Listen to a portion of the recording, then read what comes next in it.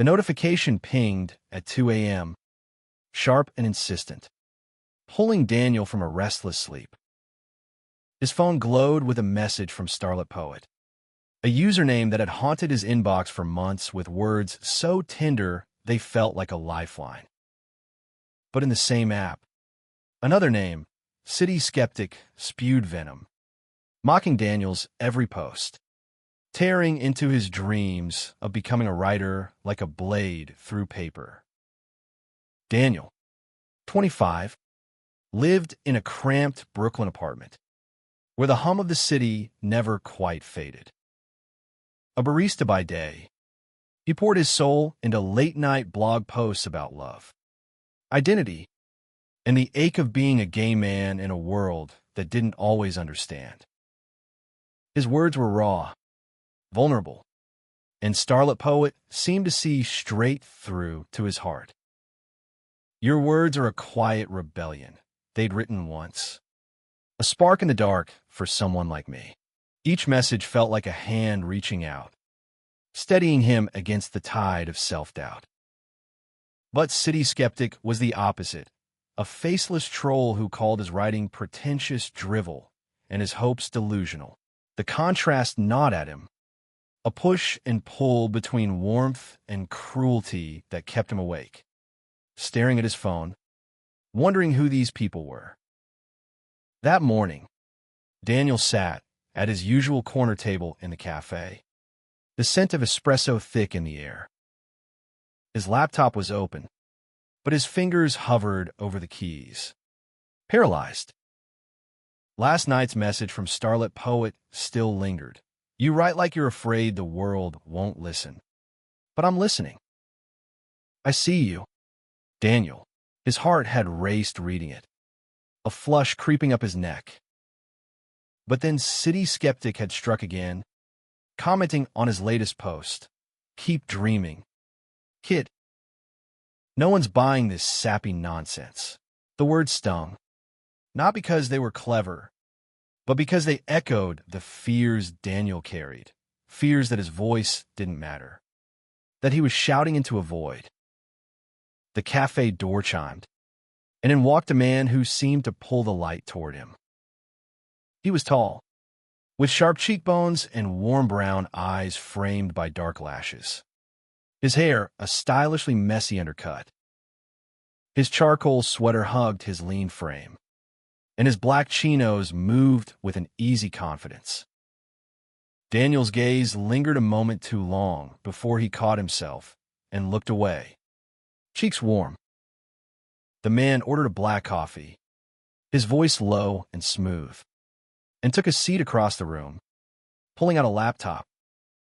Something about him felt familiar, but Daniel couldn't place it. "Rough day," the voice startled him. His co-worker, Mia, leaned over the counter, her pink hair catching the light. She was the only one at the cafe who knew about his blog, his safe harbor when the online world felt too heavy. "Same old," Daniel sighed, rubbing his eyes. "One guy online keeps me sane. The other makes me want to delete everything." Mia smirked. "Sounds like a love-hate drama." "Maybe they're the same person, and you're in a rom-com." Daniel laughed, but the idea stuck, absurd as it was. He shook it off and returned his laptop, drafting a new post about the ache of anonymity, how it felt to bare his soul to strangers who could lift him up or tear him down with a few keystrokes. He hesitated, then hit publish, his heart pounding as if he'd just confessed a secret to the world. Across the room, the man with the undercut glanced up from his laptop, his eyes narrowing briefly at his screen. Daniel didn't notice, too lost in his own thoughts. But the man's fingers paused over his keyboard, a faint smile tugging at his lips before he typed something quickly and closed his laptop. That night, another message from Starlit Poet arrived. "Your latest post was brave. It's like you're carving out a space for yourself in a world that doesn't always make room.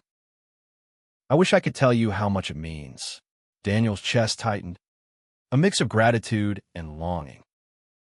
He typed a reply, his fingers trembling. Who are you? Why do you care so much? He hit send, heart racing, but no response came. The next day, Daniel's shift at the cafe was a blur of steaming milk and half-hearted smiles.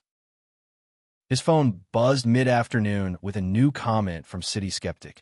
Another sob story? Get over yourself. The words hit like a punch, and Daniel shoved his phone into his pocket, his jaw tight.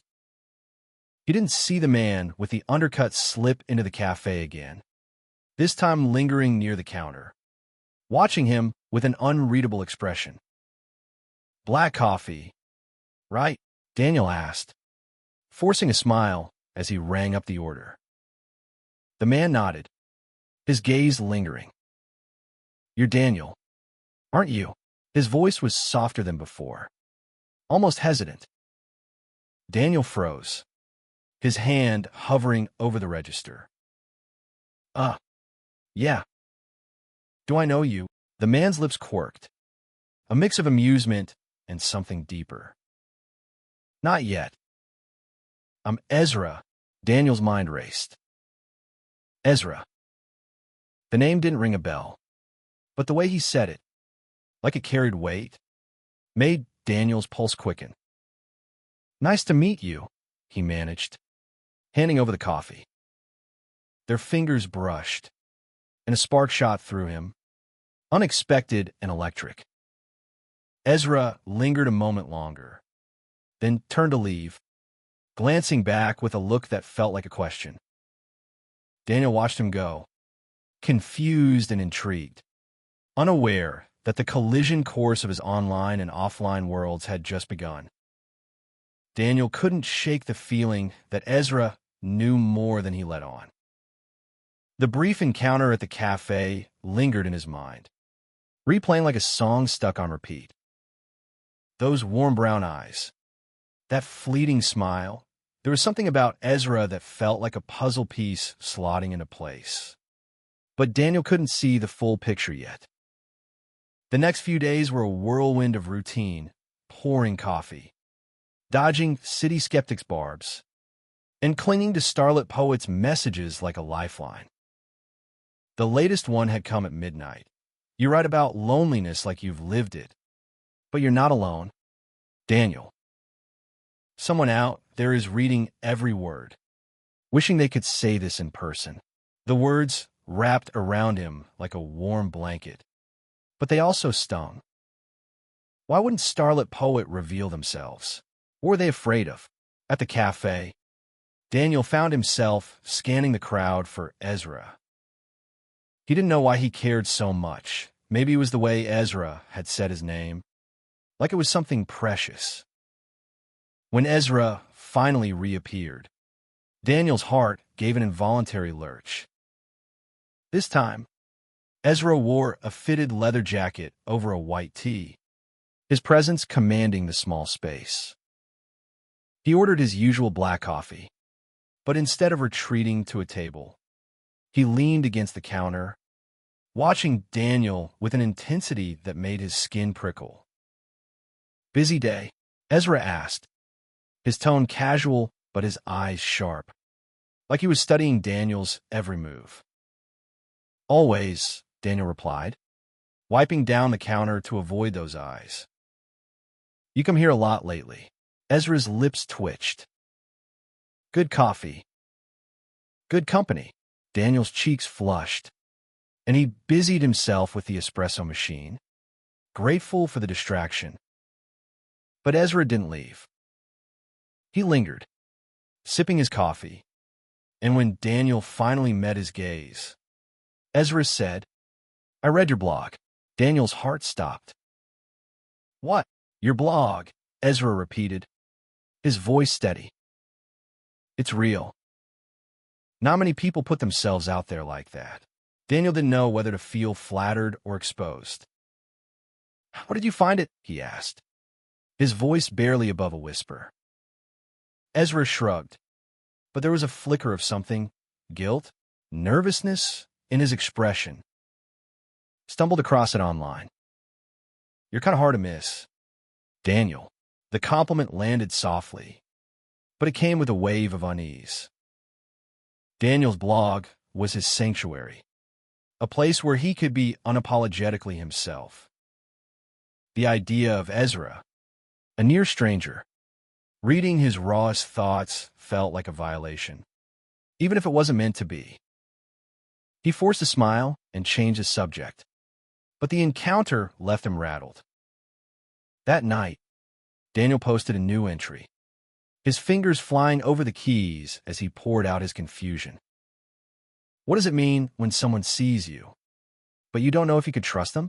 I'm caught between wanting to believe in the kindness I find online and fearing it's just another game. He hit publish, his chest tight with anticipation. Within hours, Starlit Poet responded, "Trust is hard when the world hides behind screens. But sometimes, the person you're afraid to trust is the one who's been there all along, waiting for you to see them." Daniel read the message over and over, his mind spinning. Could Ezra be Starlit Poet? The thought was ridiculous, Mia's rom-com theory creeping in, but it planted a seed of hope he couldn't shake. The next morning, Daniel arrived at the cafe to find a small, folded note tucked under the register with his name on it. His heart raced as he opened it, recognizing the elegant, slanted handwriting. "Your words keep me up at night. Keep writing, Daniel." His breath caught. Ezra. It had to be him. But why the note? Why the secrecy? When Ezra walked in later that day, Daniel's resolve hardened. He waited until the cafe was quiet, then approached Ezra's table, the note burning a hole in his pocket. "Did you leave this?" he asked, holding it up. Ezra's eyes widened, just for a moment, before he leaned back, his expression unreadable. "Maybe. Did you like it?" Daniel's frustration boiled over. "Why can't you just say it? Why all the games?" Ezra's smile faded, replaced by something softer, almost vulnerable. "It's not a game, Daniel. I'm not good at this." "Good at what?" Daniel pressed, his voice shaking. Being honest, Ezra looked away, his jaw tight. "You don't know me," he said quietly. "Not yet." The words hung between them, heavy with unspoken meaning. Daniel wanted to push, to demand answers, but something in Ezra's eyes stopped him, a flicker of fear, of longing, that mirrored his own. He stepped back, the note still clutched in his hand, and let Ezra leave without another word. That night, City Skeptics struck again, their comments sharper than ever. "You're chasing shadows, Daniel. No one's coming to save you." The words cut deeper than usual, and Daniel slammed his laptop shut, tears stinging his eyes. But then his phone pinged with a new message from Starlit Poet. "You're not chasing shadows. You're building something real. Don't let anyone tell you otherwise." The contrast was dizzying, and Daniel's heart ached with the need to know who was behind those words, and why they felt so much like Ezra. The days blurred into a haze of coffee steam and unanswered questions. Daniel's world felt split in two, the warmth of Starlit Poet's messages and the sting of City Skeptics' cruelty, with Ezra somehow caught in the middle. Every time Ezra came into the cafe, Daniel's heart did a traitorous flip, but he kept his distance, unsure if he was chasing a fantasy or a truth. One rainy afternoon, the cafe was nearly empty, the patter of rain against the windows a soft counterpoint to the jazz playing overhead. Ezra sat at his usual table, his laptop open, but his eyes kept drifting to Daniel. Finally, Daniel couldn't take it anymore. He marched over, his apron still dusted with coffee grounds, and slid into the chair across from Ezra. "We need to talk," Daniel said, his voice steadier than he felt. Ezra closed his laptop, his expression guarded but curious. "About what?" "About you. About my blog. About why you're here every day, acting like you know me." Daniel's hands trembled, but he pressed on. "Are you Starlit Poet?" Ezra's face didn't change, but his fingers tightened around his coffee cup. "What makes you think that?" "The note. The way you talk about my writing. It's too much of a coincidence." Daniel leaned forward, searching Ezra's eyes for a crack in his armor. "Just tell me the truth." Ezra exhaled, a slow, measured breath. "I read your blog, Daniel. I told you that. But I'm not whoever you think I am." The denial hit like a slap, but Daniel didn't back down. "Then why do you care? Why leave notes? Why look at me like you see something no one else does?" Ezra's eyes softened, and for a moment, Daniel thought he might confess. But then Ezra stood, grabbing his laptop. "You're reading too much into this," he said, his voice tight. "I'm just a guy who likes your writing. That's all." He left before Daniel could respond, the door chiming in his wake. Daniel sat there, stunned, the weight of rejection settling in his chest. Had he misread everything? Was Ezra just a fan? Nothing more? The thought made him feel foolish, exposed, like he'd bared his soul to the wrong person. That night, Daniel's blog post was raw, almost reckless. "I thought I saw you today. The one who writes to me like I'm worth something. But maybe I'm just chasing ghosts, seeing what I want to see instead of what's real." He hit publish, his heart heavy, and went to bed without checking for responses. The next morning, a new message from Starlit Poet was waiting. "You're not chasing ghosts. I'm real, and I'm closer than you think. Don't give up on me." Daniel's breath caught, a mix of hope and frustration surging through him. If Starlit Poet wasn't Ezra, then who were they? And why did it feel like the universe was playing a cruel joke? At the cafe, Mia noticed his mood and pulled him aside. "You look like someone ran over your laptop," she said, her tone teasing but kind. "Spill." Daniel hesitated, then told her everything. Ezra, the note, the confrontation, the messages.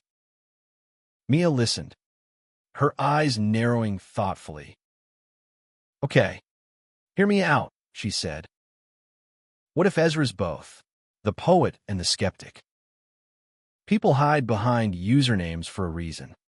You know, the idea was absurd, but it burrowed into Daniel's mind. Could Ezra be city skeptic too? The thought made his stomach twist. Why would someone lift him up with one hand and tear him down with the other? It didn't make sense, but neither did Ezra's evasiveness.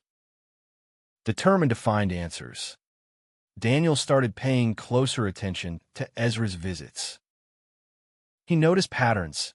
Ezra always came in around noon, always ordered the same coffee, always glanced at his phone right after Daniel posted something new. One day, Daniel posted a test, a short, vague entry about a mysterious stranger who felt like a dream he couldn't quite grasp. Within minutes, Ezra's phone buzzed, and he typed furiously, his expression unreadable. Daniel's heart raced. He waited until Ezra left, then checked his blog. A new comment from City Skeptic was there, sharp and biting. "Dreams don't last. Daniel. Wake up." But there was no message from Starlit Poet.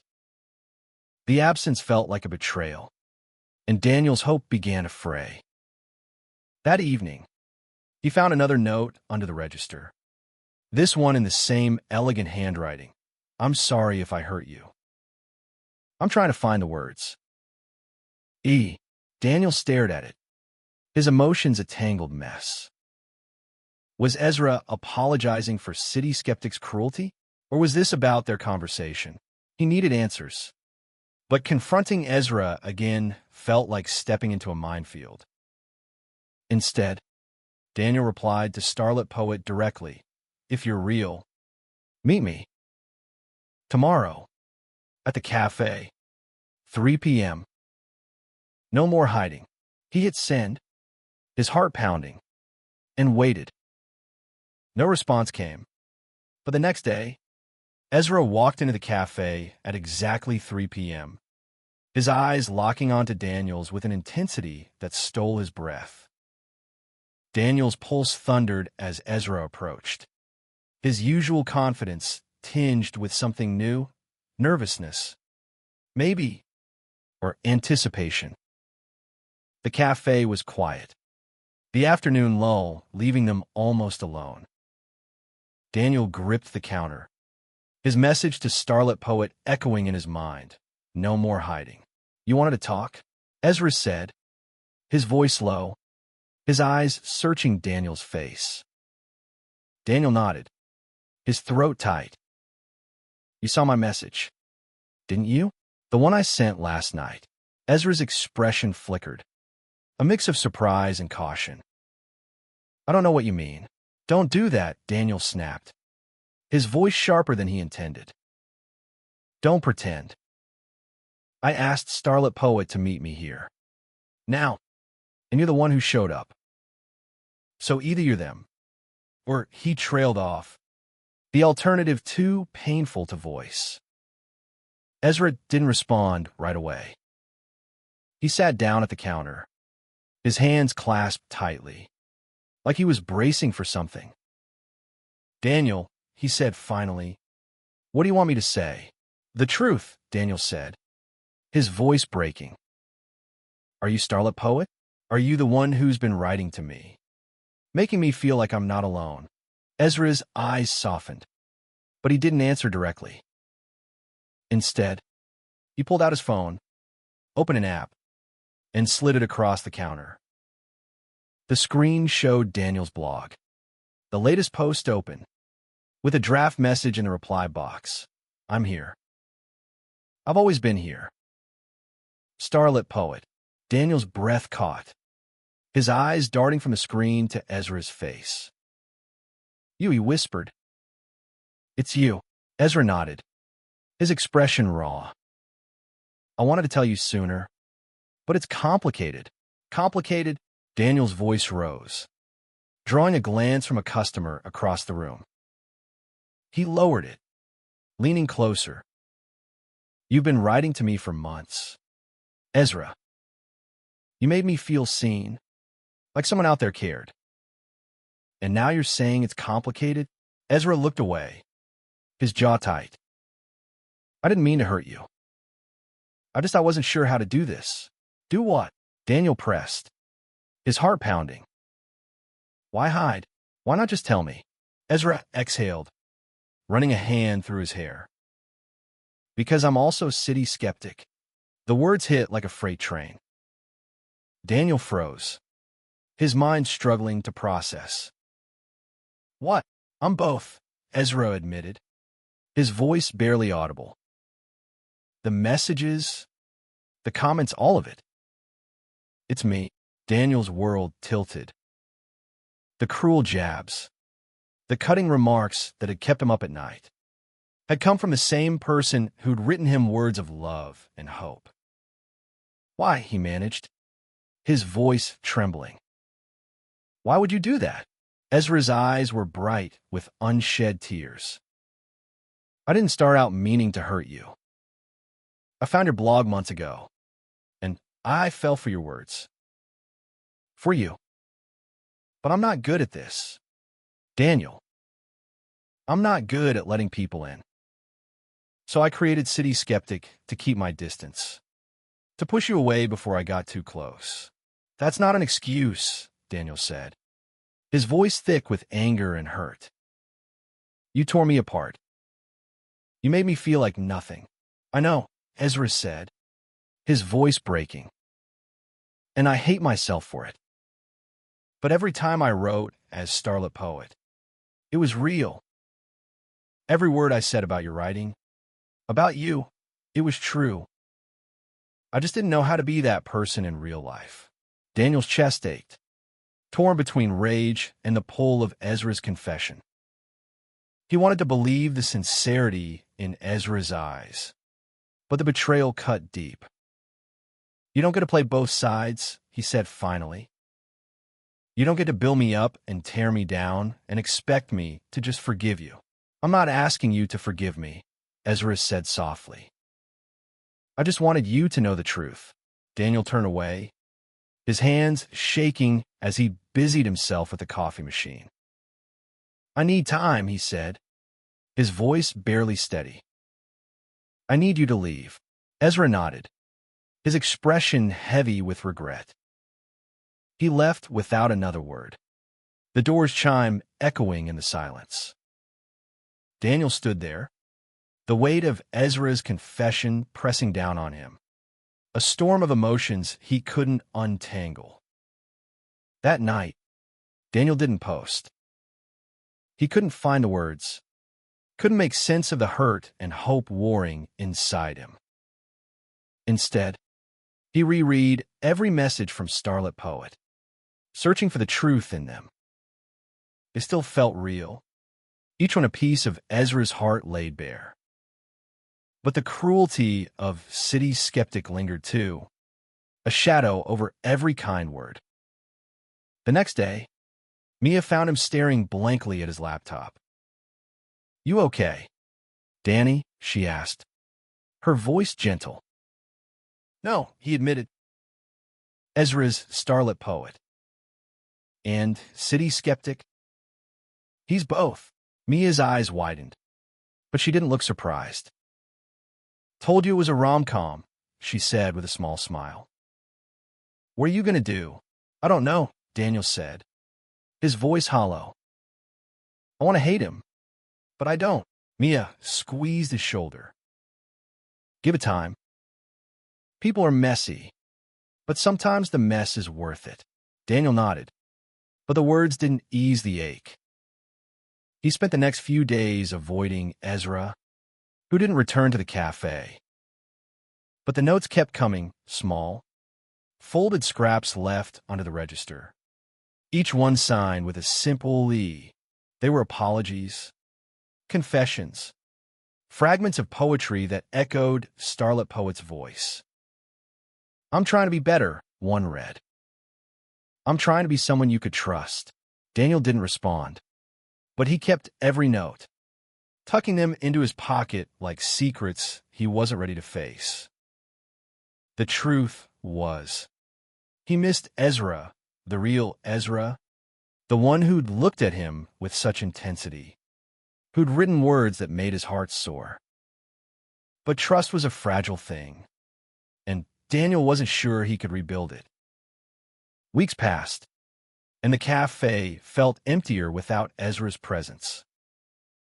Daniel threw himself into his writing, posting more frequently, each entry a way to process the tangled mess of his feelings.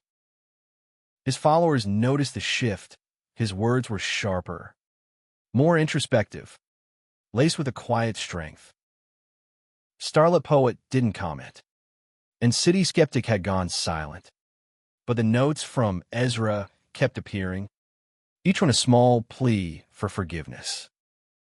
One evening, as Daniel closed up the cafe, he found a longer note waiting for him, tucked inside a book of poetry left on the counter. Ezra's handwriting was unmistakable. I was afraid of how much I felt for you, so I hid behind a mask. But I'm done hiding. Daniel. Meet me at Prospect Park tomorrow at sunset. If you don't come, I'll understand. But I hope you do. Daniel's heart twisted. He wanted to crumple the note, to let his anger win, but the pull of Ezra's words was too strong. He spent the night wrestling with his decision, replaying every moment the messages, the cruelty, the way Ezra's eyes softened when he said his name. The next day, Daniel stood at the edge of Prospect Park as the sun dipped low, painting the sky in hues of gold and pink. He spotted Ezra near a cluster of trees, his silhouette unmistakable in a navy coat, his hands stuffed in his pockets. Daniel's breath hitched, but he forced himself to walk forward, his heart pounding. Ezra turned, his face lighting up with cautious hope. "You came," he said, his voice barely above a whisper. "I almost didn't," Daniel admitted, stopping a few feet away. "Give me a reason to stay." Ezra took a step closer, his eyes never leaving Daniel's. "I'm not perfect," he said. "I'm messy and scared, and I've made mistakes. But I meant every word I wrote as Starlit Poet. I saw you, Daniel, your courage, your heart, the way you keep fighting even when it hurts. And I fell for you, long before I had the guts to say it." Daniel's throat tightened. "And City Skeptic? Was that you too?" Ezra nodded, his expression pained. "I was trying to protect myself. I thought if I pushed you away, I wouldn't get hurt. But all I did was hurt you, and I'll spend the rest of my life making that right if you let me." The sincerity in Ezra's voice cracked something open in Daniel. He wanted to hold onto his anger, to shield himself from more pain. But the truth was, he'd fallen for Ezra too, for the man who'd written him poetry, who'd seen him when he felt invisible. "Why should I trust you?" he asked, his voice shaking. "You shouldn't," Ezra said honestly. "Not yet. But I'm asking for a chance to earn it." Daniel looked at him, the setting sun casting a warm glow over Ezra's face, and felt the walls around his heart begin to crumble. "One chance," he said finally. "Don't make me regret it." Ezra's smile was small but radiant, like a star breaking through the clouds.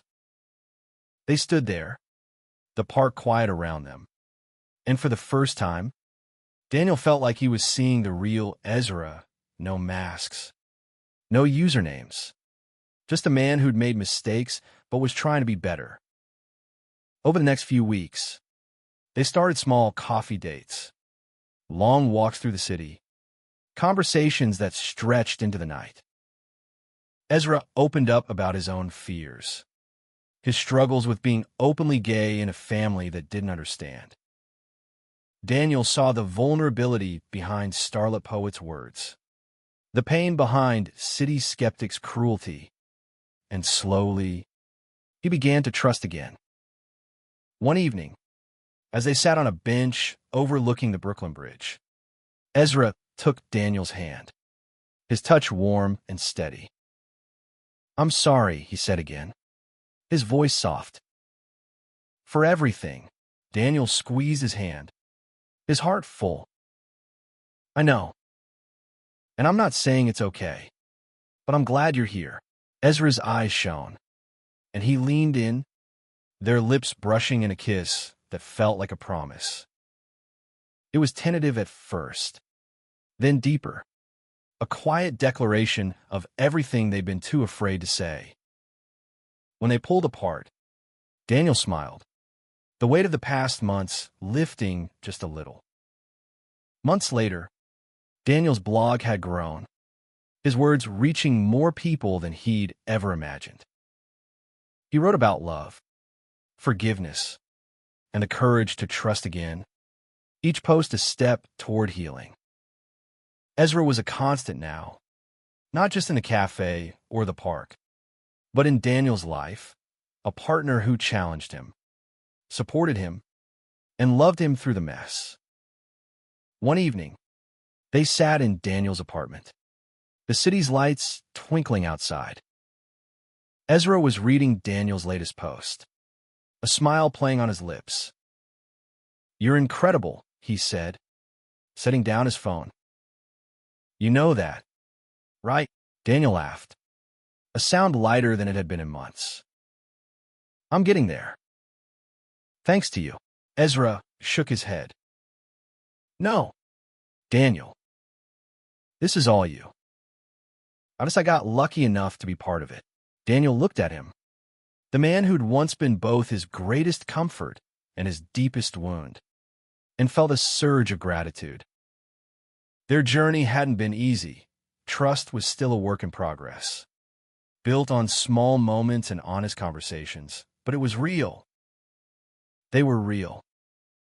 I thought you hated me, Daniel said softly, his voice thick with emotion. All those months, I thought you were tearing me down. But you were the one lifting me up, too. Ezra's eyes softened, and he pulled Daniel close, their foreheads touching. I'll spend every day making sure you never feel that way again, he whispered. They sat there, wrapped in each other, the city humming outside. Daniel thought of his blog, of the strangers who read his words and found hope in them, just as he'd found hope in Ezra's. He thought of the pain they'd both carried, the mistakes they'd made, and the love that had grown despite it all.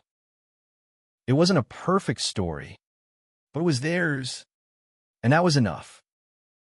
As the months turned into years, Daniel and Ezra built a life together, one filled with laughter, late-night talks, and the quiet beauty of ordinary moments. Daniel's blog became a book, a collection of essays about love and resilience that touched readers around the world. At every signing, Ezra was there, his proud smile a reminder of how far they'd come. Their story wasn't just about romance. It was about the courage to be vulnerable, to forgive, and to choose love even when it hurt. Daniel had learned that the world could be cruel, but it could also be kind. And sometimes, the person who hurt you most was the one who loved you fiercest. In the end, it was the imperfections, the mess, the mistakes, the hidden truths that made their love so real, so human. And as they stood together at a book launch in a crowded Manhattan bookstore, Daniel looked at Ezra, his heart full. I thought you hated me online, he said, a teasing lilt in his voice. Ezra grinned, pulling him close. And I thought I'd never be brave enough to love you out loud. They kissed, the world fading around them. And Daniel knew, without a doubt, that they'd found something worth fighting for, a love that had survived the shadows and emerged into the light.